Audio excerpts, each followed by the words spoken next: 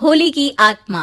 बचपन से शहर में रहने वाला मनोज इस साल होली की छुट्टियों में अपने गांव दुर्गापुर वापस आता है, जहां उसे देख पूरा गांव खुशी से झूम उठता है। जब गया था तब इतना सा था और अब देखो कितना बड़ा हो गया है। हाँ सरपंच जी, जब मैं गया था तब आप भी बहुत जवान थे और अब देखो कितने बूढ़े हो गए हैं आप। चला चलो, बढ़िया है। बच्चा घर वापस आ गया। इसी खुशी में आज रात पार्टी होगी। क्या बात है, गांव में भी पार्टियां होने लगी। वैसे अगर पार्टी की बात है तो आज क्यों सीधा होली पार्टी करते हैं। होली पार्टी की बात सुन चहल पहल में अचानक सन्नाटा छा जाता है, जिसे देख मनोज को कुछ अजीब लगता है, लेकिन तभी सरपंच बात पलट देता है। अब बहुत देर हो गई, चलो सब अपने घर चलो, पार्टी के बारे में कल सोचेंगे। मनोज भी मम्मी पापा के साथ घर आ जाता है, पर होली पार्टी और उस पर पूरे गांव की खामोशी वाली बात अभी तक उसके जहन से निकलती नहीं। पापा, होली पार्टी की बात पर सब चुप क्यों हो गए थे? अरे होगी उनकी कोई अपनी बात, मुझे गांव की पंचायत ही थोड़ी पता है। थक गया हूँ, चलो सो जाते हैं, कल बात करते हैं। पापा की बात मानते हुए मनोज भी सोने चला जाता है। आज तो छुपा लिया, लेकिन हफ्ते बाद जब होली का दिन आएगा तब इसे कैसे रोकोगे? अगली सुबह सूरज के साथ ही मनोज भी गांव घूमने निकल जाता है, जिस पर रास्ते में उसे अपनी ही उम्र के कुछ लड़के भी मिलते हैं, जिनसे दोस्ती कर अब वो उनके साथ घूमने लगता है। इसी तरह कुछ दिन बीत जाते हैं और होली नजदीक आने लगती है। दोस्तों, होली में 4 दिन ही बचे हैं, पर गांव में उसकी कोई तैयारियां क्यों नहीं दिख रही? क्योंकि यहाँ होली नहीं मनाई जाती। अरे पर ऐसा क्यों?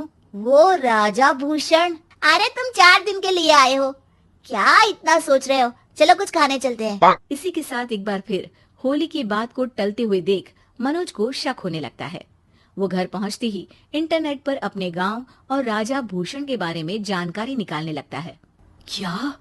मुझे आज तक ये नहीं पता था। ऐसा कैसे? किसी ने मुझे कुछ बताया क्यों नहीं?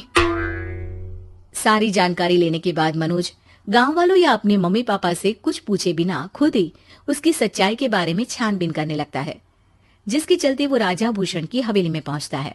वाह, क्या हवेली है यार। पर क्या यहाँ सच में कोई भूत है? हेलो भूत जी, कोई है क्या? हम इस साल गांव में होली सेलिब्रेट कर रहे हैं, क्या आप उस पर थोड़ा इंटरव्यू देंगे? मनोज के ऐसा बोलते ही गांव में तूफान उठ जाता है और हवेली में रखी सारी चीजें हिलने लगती है। एक अदृश्य शक्ति मनोज को धक्का देकर हवेली से बाहर निकाल दरवाजा बंद कर लेती है। ये सब देख मनोज हैरान रह जाता है। क्या अभी मुझे हवा ने धक्का देकर बाहर निकाल दिया? मेरे होते हुए इस गांव में कभी होली नहीं बन सकती, इसलिए दोबारा ऐसी कोशिश भी मत करना, अंजाम बुरा होगा। आवाज सुन मनोज हैरानी से इधर उधर देखने लगता है, पर उसे कोई दिखाई नहीं देता। वो गांव वापस आ जाता है, जहां तूफान की वजह से सब कुछ तहस महस हो चुका होता है। आखिर ये तूफान आया कैसे? ना ऐसा कोई मौसम था और ना ही हमने होली का त्योहार मनाने की बात की थी। सरपंच की बात पर कोई रिएक्शन दिए बिना मनोज चुपचाप अपने घर चला जाता है। इस तरह देखते ही देखते होली का दिन भी आ जाता है और मनोज रंग लेकर गांव में निकल जाता है, लेकिन गांव पूरी तरह खाली होता है। अरे त्योहार का दिन है, धूमधाम की जगह मातम क्यों मनाया हुआ है? मनोज की आवाज सुन सब अपने घर की खिड़कियां खोल के घर के अंदर से ही उसे वापस जाने के लिए कहने लगते हैं, पर वो किसी की नहीं सुनता। तुझे पहले भी समझाया था, अगर होली खेलने की कोशिश भी की तो अच्छा नहीं होगा। अरे बात मान लो बेटा, तुम्हें सच नहीं पता। मुझे सब पता है। सालों पहले इस राजा ने एक अंधविश्वास फैलाया और आप लोग आज तक उसे मानते आ रहे हो। अरे बेटा, जब तुम पैदा भी नहीं हुए थे उससे भी बहुत पहले से इस गांव पर होली का श्राप है। अगर गांव में होली का त्योहार मनाया जाता है तो प्रलय आना पक्की बात होती है।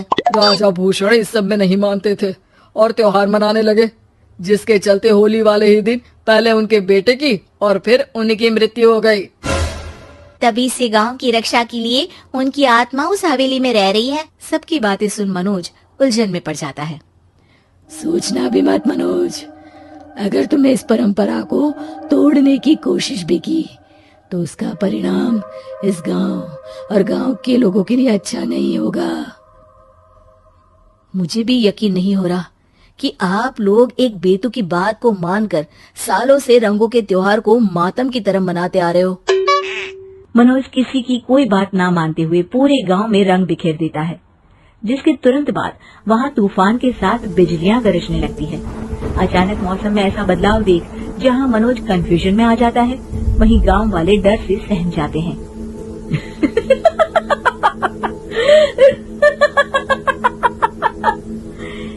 इस लड़के ने हमारे जैसे सिर्फ अपने स्वार्थ के लिए नहीं बल्कि पूरे गांव की खुशियों के लिए यहाँ होली मनाई है, जिस वजह से अब इस गांव पर होली का श्राप टूटता है।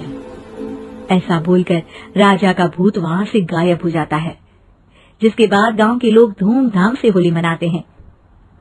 खुशियों के रंग गांव में बिखरे ही होते हैं कि अगली सुबह अचानक मनोज कहीं गायब हो जाता है और एक बार फिर गांव में होली का नया राज शुरू हो जाता है।